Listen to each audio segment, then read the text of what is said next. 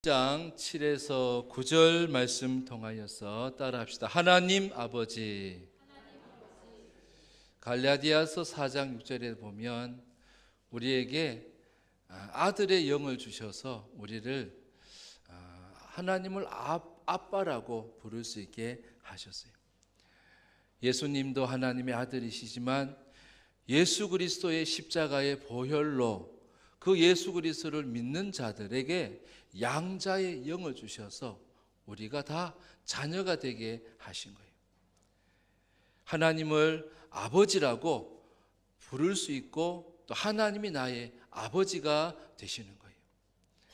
여러분, 믿는 자에게 주시는 이 축복이 우리 모두에게 임한 줄 여러분 믿으시기를 바랍니다. 따라합시다. 하나님 아버지. 예레미야 선지자는 유다가 망해갈 때 5 왕에 걸쳐서 선지자 역할을 하던 사람이 예레미야 선지자인데, 그래서 예레미야서에 보면 어떤 내용이 주냐면 이 유다가 망하게 된다고 예언을 하죠.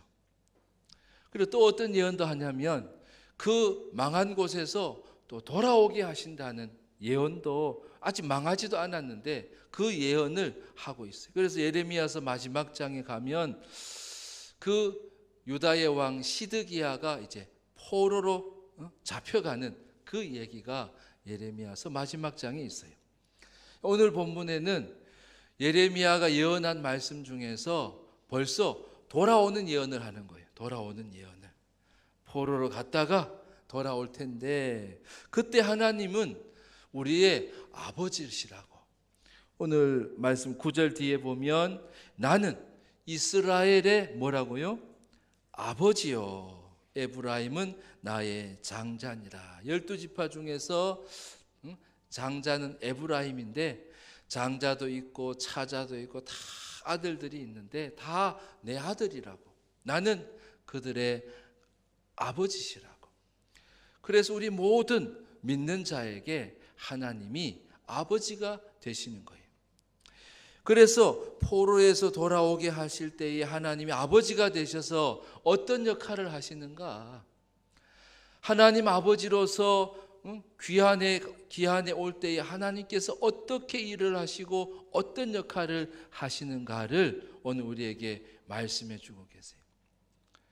그리고 그 하나님 아버지와 함께 사는 자들은 어떤 삶을 살기를 원하시는지도 말씀해 주고 있어요.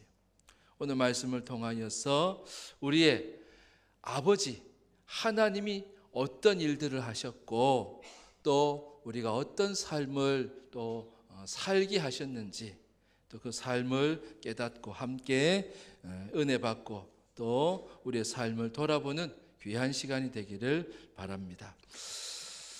자, 하나님이 바벨론의 포로로 갔던 하나님의 백성, 하나님의 자녀들을 돌아오게 하시는데 그곳은 북쪽이라고 말씀해요. 그래서 하나님 아버지는 우리가 어느 방향 어느 쪽에 있든지 간에 우리를 돌아오게 하실 수 있는 분이심을 여러분 믿으시기를 바랍니다. 하나님은 동쪽만 보시는 게 아니에요.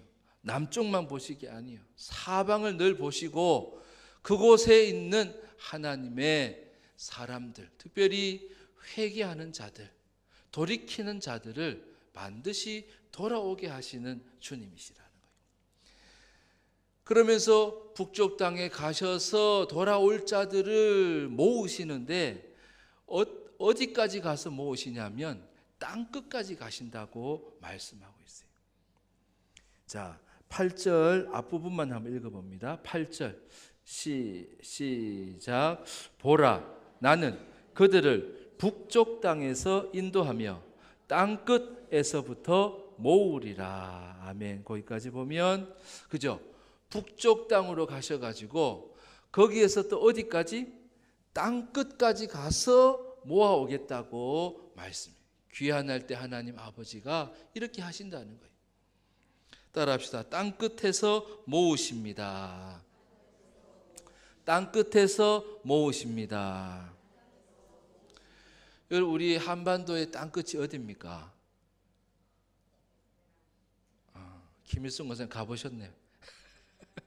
가보셨어요? 저는 아직 못 가봤어요. 해남에 보면 땅끝 마을이라고 있대요. 땅끝 마을. 이게 땅끝 마을이라고 하는 것이라고 하는 게 뭐예요? 육지가 끝나가고 그리고 가장 끝자리에 이제 바다가 찰랑찰랑 거리겠죠. 바닷물이 찰랑찰랑 거리겠죠. 그게 바로 땅끝이. 하나님이 우리를 불러 모으시려고 북쪽으로 가셨는데 북쪽 끝 가장자리 땅끝까지 가셔가지고 왜 땅끝까지 가시겠어요? 한 명도 놓치질 않으시려고. 물고기 잡을 때 보면 고기 잡을 때 보면 땅을 막 이렇게 긁어 모은다 그러잖아요. 응? 땅끌이 어선이라든가 그런 거 있잖아요.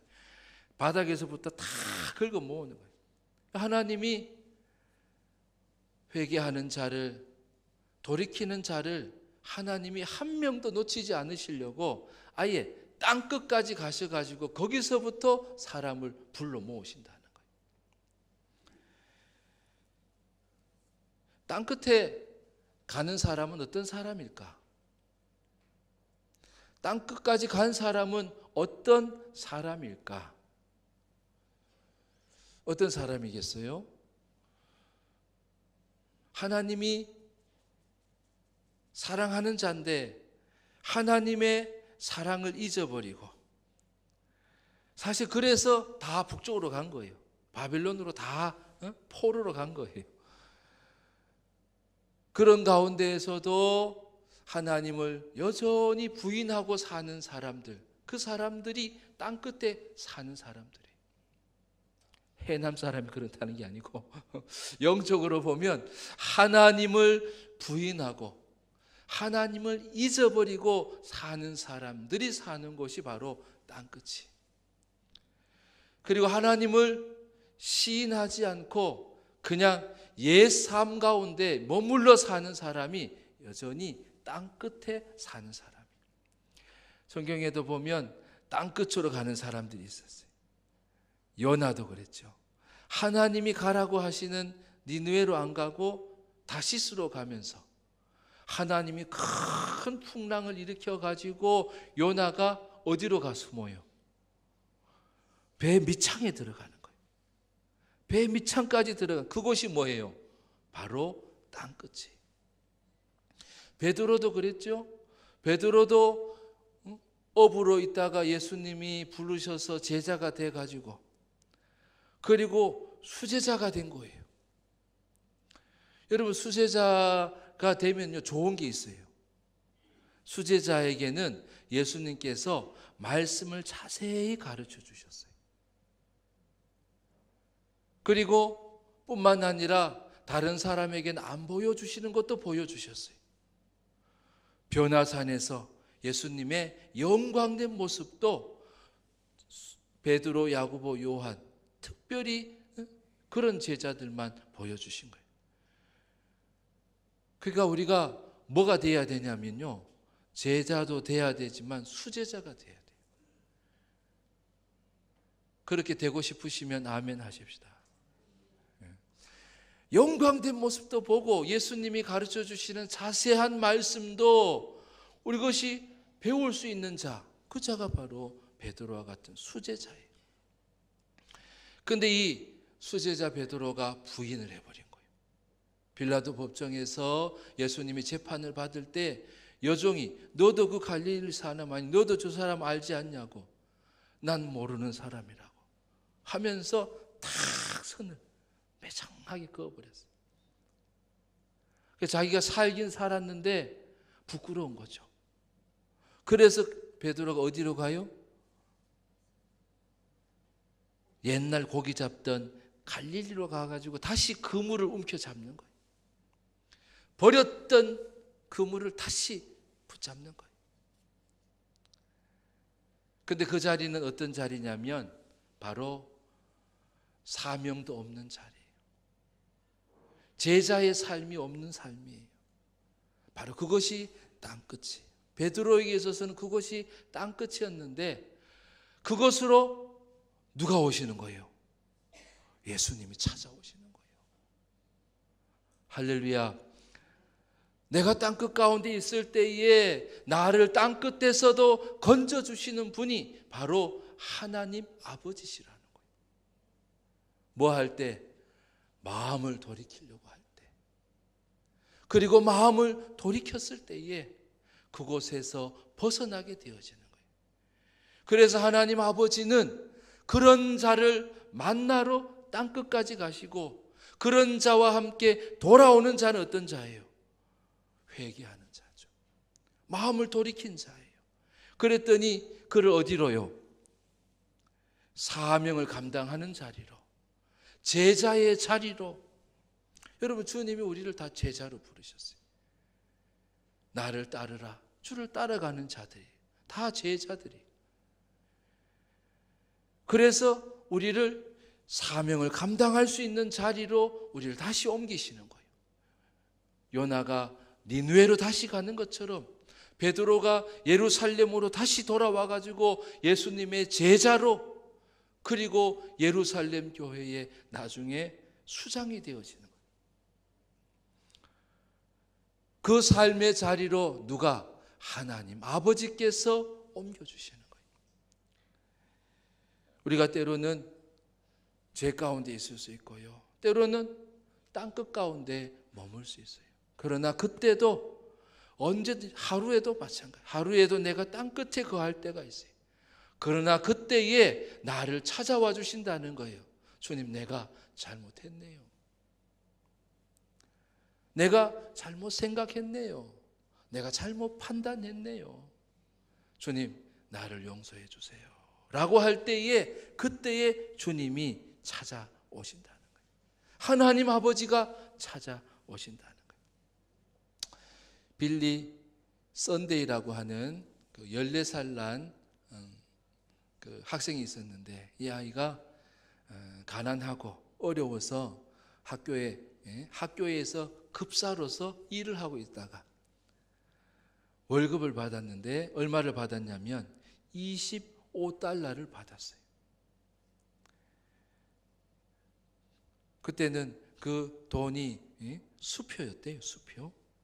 그래서 이걸 은행에 가가지고 환전을 하려고 은행에 갔는데, 은행 직원이 25달러 수표를 준 줄 모르고 40달러를 환전을 해준 거예요. 그러니까 얼마를 더 받은 거예요? 15달러를 더 받아온 거예요. 자기가 받을 때 알았어. 근데도 돌려주질 않고 그냥 모른 척 하면서 그걸 받아간 거예요. 그러면서 마음속에 좀 깨름직했는데 친구가 뭐라고 그러냐면, 야, 너 돈도 많겠다. 극장 구경이나 가자고. 극장 가자고. 친구도 그런 얘기를 하니까, 이거를 내가 써도 되나 보다 하면서 그 돈 가지고 양복을 하나 사 입었어요. 근데 시간이 지나도 자기의 그 양심에서 계속해서 소리가 들리는 거예요. 양심의 가책, 우리 죄책감이라고 그러죠. 그런 죄책감에 계속해서 시달리는 거예요. 그래서 이후에 예수를 믿게 됐는데, 기도하면서 계속 그 말이, 그 15달러가 생각나는데, 성령께서 뭐라고 말씀하시냐면, 도둑놈아 15달러 내놓아라 하는 그 소리가 자꾸 양심에서 울리더래요. 그래가지고 안 되겠다 해가지고 편지를 쓰고 15달러를 가지고 그 은행 직원을 찾아가가지고 내가 잘못했다고 하면서 15달러를 돌려줬대요. 그랬더니 마음이 그렇게 편안하고 좋을 수가 없고, 그리고 하나님의 큰 은혜를 잊고 이 빌리 썬데이가 복음 전도자로 하나님께서 크게 쓰시는 그런 자가 되었다는 거예요. 여러분, 주님은 어떤 자에게 찾아가시냐면 회개하는 자, 그리고 그곳이 땅끝이라 할지라도 주님은 그곳으로 가셔서 그를 다시 돌아오게 하시는 거예요. 사명의 자리로, 교회를, 성전을 세우는 자리로, 무너진 성벽을 일으키는 곳에 바로 그런 사람들을 하나님이 쓰신다는 거예요. 잃어버렸던 말씀을 다시 찾고 말씀의 부흥을 하나님이 주시고 말씀의 은혜를 주시면서 그런 자를 하나님께서 그리로 이끌어 오신다는 거예요. 그러면서 하나님 아버지는 바로 땅끝까지 가신다는 거예요. 여러분, 주님께 손을 내밀고 또 주님은 우리의 손을 붙잡아 주셔서 우리를 하나님의 약속 축복된 자리로 우리를 이끌어 주시는 하나님 아버지시라는 거예요. 할렐루야. 두 번째 질문을 던지면, 그러면 우리는 땅끝까지 와서 나를 찾으시고 나를 데리고 오셨다면 나는 그러면 어떤 삶을 살아야 될 것인가? 따라합시다.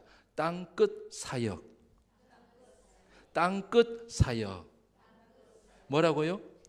땅끝 사역이에요. 땅끝은 어떤 곳이냐면 예수님을 믿다가 낙심한 사람들, 예수님을 시인하다가 부인하는 사람들, 아니 예수 그리스도를 아예 알지 못하고 살아가는 사람들, 절망 가운데 살아가고 소망이 없이 살아가는 사람들, 그 사람들이 있는 곳이 땅끝인데 그 땅끝을 찾아가는 사람들이에요. 땅끝 사역으로 예를 들면 그런 거예요. 교도소 사역을 하는 거죠. 죄를 짓고 진짜 그런 곳에 사람들을 찾아가서 구치소를 찾아가거나 교도소를 찾아가거나 가서 그런 사람들에게 하나님 아버지를 증거해 주는 거예요. 하나님 아버지께서 땅끝까지 가셨으니까 나도 그곳에 가는 거예요. 그런 일을 하는 거예요. 그런 삶을 사는 거예요. 그때 하나님 아버지를 경험하게 되는 거예요. 그때 하나님 아버지가 내 삶 가운데 함께 하심을 우리가 경험하고 하나님이 또한 기뻐하시고 일하시는 것을 하나님이 보게 하신다는 거예요. 여러분, 이것이 우리의 삶이 되어야 될 줄 믿습니다. 땅끝 사역을 하면서 사는 우리가 되어야 될 줄 믿습니다. 하나님만 가시는 곳이 아니라 이제는 내가 가겠습니다. 내가 그런 사람들에게로 다가가겠습니다 하면서 여러분 땅끝 사역 속에 함께 하시는 하나님 아버지를 여러분 경험하시는 우리 모든 성도님들 되시기를 주의 이름으로 축원합니다. 북쪽으로 그것도 땅끝까지 하나님 아버지께서 가셔서 모으시는데 그 모아오려고 하는데 보니까 어떤 사람이 있냐면요, 소경이 있어요. 다리 저는 사람이 있어요. 임신한 여인이 있어요. 그리고 잉태하는 여인이 있는 거예요. 아니다, 해산하는 여인이 있는 거예요. 잉태하는 여인이 있고 해산하는 여인이 있는 거예요. 이런 자들을 하나님 아버지께서 어떻게 하실까요? 자, 거기 한번 읽어봅시다. 다시 8절 한번 읽어봅시다. 전체를 다시 한번 읽어봅시다. 시작. 보라, 나는 그들을 북쪽 땅에서 인도하며 땅끝에서부터 모으리라. 그들 중에는 맹인과 다리 저는 사람과 잉태한 여인과 해산하는 여인이 함께 있으며 큰 무리를 이루어 이곳으로 돌아오리라. 하나님께서 이렇게 하시겠다고 약속하셨고 이렇게 행하셨는데 큰 무리를 이루어서 돌아오시겠다고 예언하고 또 그렇게 말씀하시는 거예요. 하나님 아버지는 뭘 하신 하나님이신가? 어떤 역할을 하셨는가? 어떻게 행하셨는가? 따라합시다. 큰 무리를 모으십니다. 큰 무리를 모으십니다. 하나님은요, 큰 무리를 좋아하셔요. 모일 때도 많이 모이는 것을 하나님이 좋아하셔요. 물론 좋은 자리겠죠. 좋은 자리. 좋은 자리에 많은 사람들이 모이는 것을 하나님이 좋아하셔요.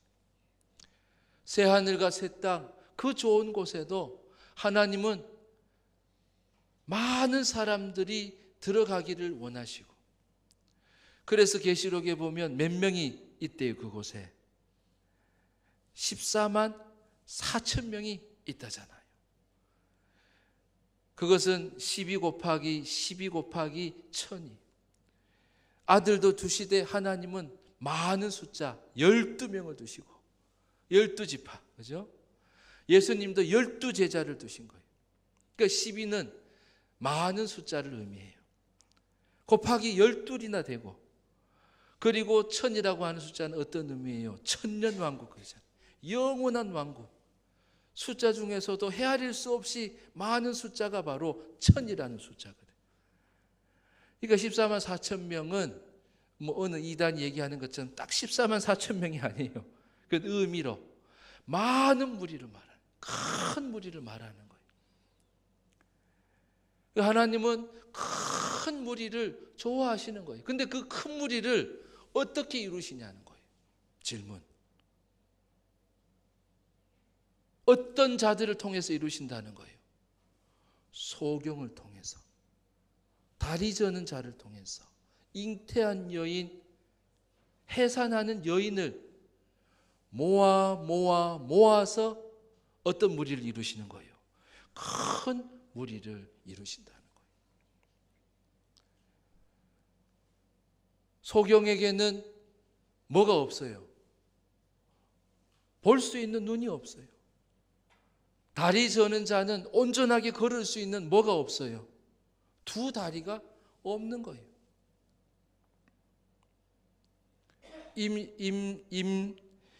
잉태한 여인은 어때요?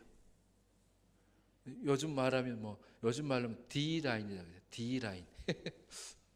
얼마 전에 아파트에 나오는데 어떤 분이 돌계단을 이렇게 내려오는데 보니까 배가 불룩 하더라고요. 보니까 한 만삭이 돼요. 만삭. 제가 보니까 만삭이었어요. 근데 좀 타이트한 옷을 입어서 진짜 이렇게 불룩한 배가 보이더라고요. 옛날에는 사실은 그런 사람 참 많았어요. 요즘에는 너무너무 반가워요. 그런 사람이 귀해. 여러분, 생명을 잉태하는 게 축복인 줄 믿으시면 아멘 하십시다. 남자는요, 낳고 싶어도 못 낳아요. 여자의 배가 주신 귀한 특권이에요. 하나님의 형상을 닮은 사람을 낳을 수 있는 특별한 은혜와 축복이 바로 여자에게 있어요. 물론 남자가 도와줘야 될 일이지만 번성하라는 거 하나님의 명령이거든요. 여러분, 번성함을 이루는 모든 가정이 되기를 주의 이름으로 축복합니다.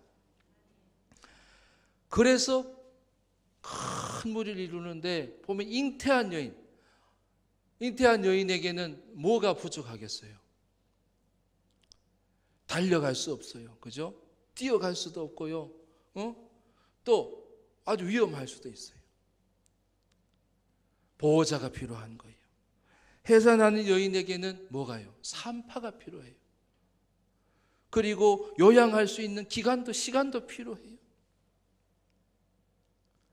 저 사람 시간이 많이 걸리니까 포기해, 이러지 않으셨다는 하나님. 저 사람은 늘 손이 가고 신경이 가고 내가 도와줘야 될 사람이니까 저 사람은 제외, 이러지 않으시는 하나님이시라. 소경에게는 눈이 되어주시고 다리 저는 자에게는 부축해 주시면서 그를 데리고 가신다는 거예요. 그러면서 큰 무리가 이루어지게 하셨다는 거예요. 그냥 온전한 사람만 모여 가자, 이게 아니었다는 거예요. 하나님 아버지의 귀환에는 바로 그런 사람들을 포기하지 않고 그런 사람들을 도와주면서 그런 사람들에게 손과 시간을 바치고 그런 사람들을 부축해주고 그런 사람들을 또한 동행해주면서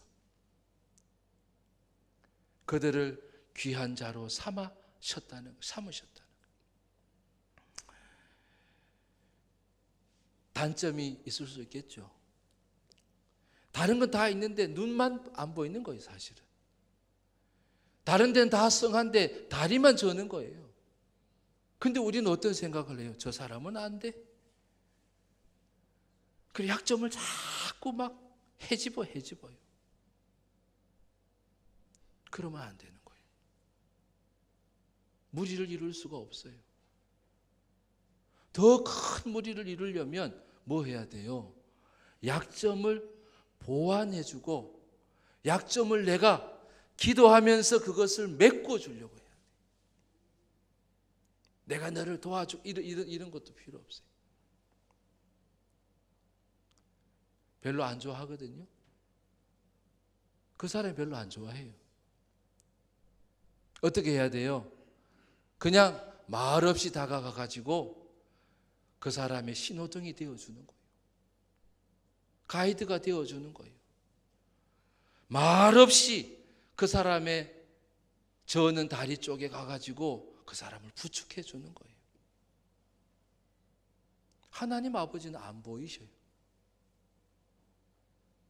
하나님 아버지는 이름표를 달지 않아요. 그냥 말없이 그런 자들을 도와주면서 기다려주면서 그들을 하나 둘 모았더니 큰 무리가 된 거예요.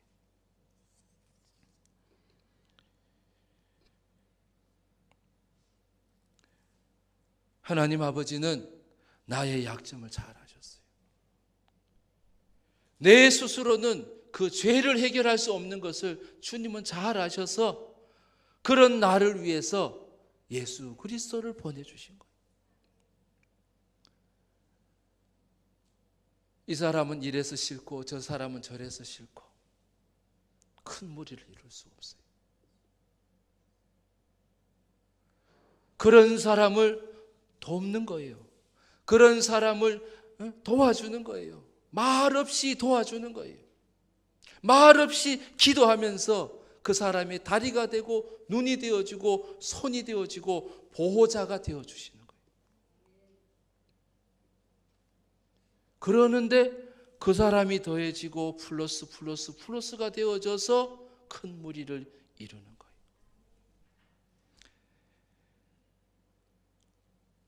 나에게도 그렇게 약점을 가지고 막 이러지 않으셨어요.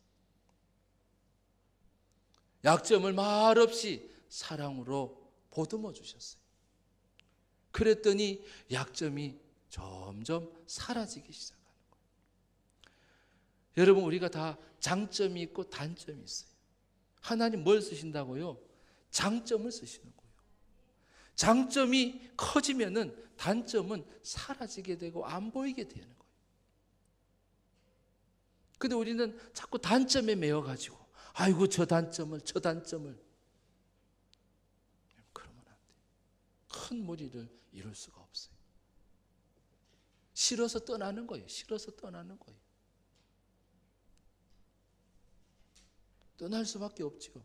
나를 싫어한다는데 떠날 수밖에 없는 거예요. 그래서 하나님 아버지는 바로 그런 사람들의 눈과 손과 발과 보호자가 되셔서 하나님 아버지가 되셔서 큰 무리를 이룬 거예요. 두 번째 질문. 그럼 하나님 아버지를 믿는 우리는 어떤 삶을 살아야 될까요? 큰 무리를 이룰 수 있도록 살아야 돼요. 저도 간혹 나 혼자 산다 그걸 봐요. 요즘 청년들이 어떻게 혼자 사나 간혹 보는데 그게 잠깐이에요. 잠깐이어야 되죠. 나 혼자 살면 나는 자연인이다 그런 프로그램도 있잖아요. 산에 들어가가지고 혼자 그래 끼니를 만들고 하면서 잘 살고 요즘엔 뭐 생각보다 잘 살더라고요. 근데 그걸 보면서 저는 늘 어떤 생각을 또 하냐면 잠시 보다가 저렇게 살면 안 돼. 혼자 살면 안 되잖아요. 짝인 짝을 만나야죠. 소형자매 왜 웃어요? 짝을 만나야 되는 거죠. 짝을 만나야 되는 거예요. 번성함을 이루어야 되는 거예요. 큰 무리를 이루어야 되는 거예요. 가족들 속에 살아야 되는 거예요. 가족과 함께 살아야 되는 거예요. 제 역할도 못하고. 또한 우리 믿는 사람들은 하나님께서 이루시는 것이 큰 무리고 큰 무리를 이룰 자로 나를 먼저 택하셨고 나로 하여금 큰 무리를 이루기를 원하시는 거예요. 믿으시면 아멘. 큰 믿음의 가정을 이루기를 원하고 나를 통해서 많은 사람들이 주께로 돌아오게 하는 그 땅끝 사역을 그리고 큰 무리를 이루는 그 사역을 하기를 원하신다는 거예요. 여러분 혼자 있지 마시기 바랍니다. 혼자 있기를 좋아하지 마시기 바랍니다. 자연인으로 살면 안 돼요. 무리 속에서 살아야 돼요. 그래 그 속에서 큰 무리를 이루어야 되는 거예요. 나 때문에 예수 믿은 사람이 있어야 되는 거죠. 나를 보고서 예수 믿는 사람들이 있어야 되는 거예요. 하나님 아버지는 그렇게 큰 무리를 이루시기 때문에 그래요. 나를 통해서 큰 무리를 이루시는 거예요. 하나님 아버지는 우리 모두의 아버지예요. 한번 다시 불러봅시다. 하나님 아버지. 얼마나 좋은지 몰라요. 땅끝에 있던 나를, 그리고 약점과 단점이 있는 나를, 스스로는 구원받을 수 없는 나를 위해서 그곳까지 오시고 나를 대속해 주신 예수님. 하나님 아버지는 오늘도 땅끝을 가시고요. 그리고 하나님 아버지는 오늘도 큰 무리를 이루기 위해서 그들 속에서 큰 무리를 이루는 삶을 하나님께서 살기를 원하신다는 거예요. 여러분, 땅끝에 삶이 있기를 바랍니다. 아니, 땅끝으로 가서 그들을 건져내는 땅끝 사역을 하는 그런 삶이 되기를 축복합니다. 그리고 큰 무리를 이루기 위해서 살아가는 그러한 큰 무리를 이루는 그러한 삶을 살아가는 우리 사랑하는 월드드림교회 모든 성도님들 되시기를 주의 이름으로 축원합니다. 기도하겠습니다.